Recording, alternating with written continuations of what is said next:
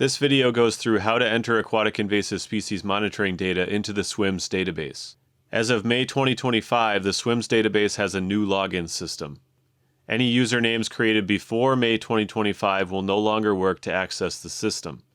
We have a separate video that shows how to create a new username and link it to a previous account in the database. Please reach out to us if you need any help creating a new account. The first step to enter data is to click the Sign In button here on the SWIMS database homepage. It'll then ask you to enter your email address that's affiliated with your account. Click the Next button and then enter your password. And then click Verify.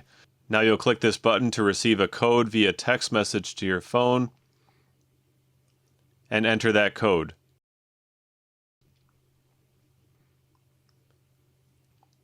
Now we're at the home page of the SWIMS database. So to enter new data, we can either click the Fieldwork button and then click on New, or we can click the Submit Data button at the top and then click on Submit Data again. Either way, it'll bring you here to the Create Monitoring Data page. So we're going to choose our Citizen Aquatic Invasive Species Monitoring project, and this was just me.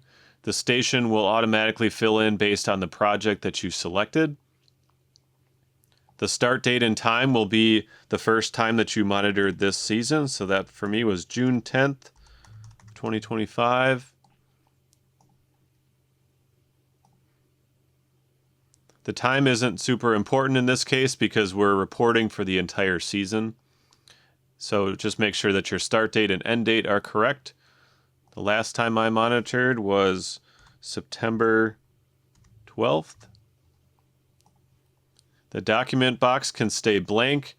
The fieldwork comment box is for any kind of information that might be useful to someone looking at this data later. So it might be related to weather conditions, it could be related to recreation going on the lake, or other people that assisted you with your data collection.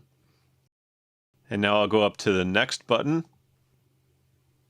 Now this is the page where you enter the results of all your monitoring activities, and this is a cumulative total of all of your efforts through the whole season. So the first box that we're going to fill in is the second one down, that is the total volunteer hours spent over the whole season. In this case, I spent a total of 8.5 hours over the whole season. The next set of boxes is to try to understand the intensity of your monitoring efforts and how you went about monitoring. So the drop-down menus, if you only monitored once over the season, you're going to use these yes or no options. If you monitored many times, then you'll refer to these frequently, never, not often, some of the time options. So for all beaches and boat landings, did I monitor all the beaches and all the boat landings of the lake when I was monitoring? And yes, I did do that. I went around the perimeter of the whole lake in the boat. I also stopped at some docks and piers and looked at the pier legs to see if there might be zebra mussels attached to them. I did not walk along the shoreline. I did not observe the entire shallow water area. I did use a plant rake from the boat to extract plant samples. And I also checked underwater solid surfaces like rocks and trees.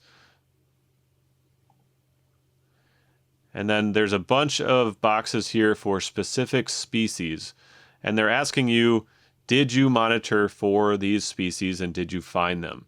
So let's say I was just out looking for Eurasian water milfoil. I was really focused on that species. I wasn't really looking intently for any of these other species. So I just looked for Eurasian milfoil, and yes, I did find it. These other ones, if I wasn't really looking for them, I would just choose did not look for. If you choose no, that implies that you know what these species look like and you were actively looking for them. In this case, I was not. I was really just looking for Eurasian milfoil, so I'm going to choose did not look for everything else, except zebra mussels, which I did look for on the legs of piers and rocks. I did look for them, but I did not find them, so I'm going to choose no. These other ones I will choose didn't look for. If you found anything that is not on this list, like maybe you found Phragmites or you found yellow iris, you could choose yes, I did find another invasive species, and then you would type here what you found. The last two boxes are for where you took a sample.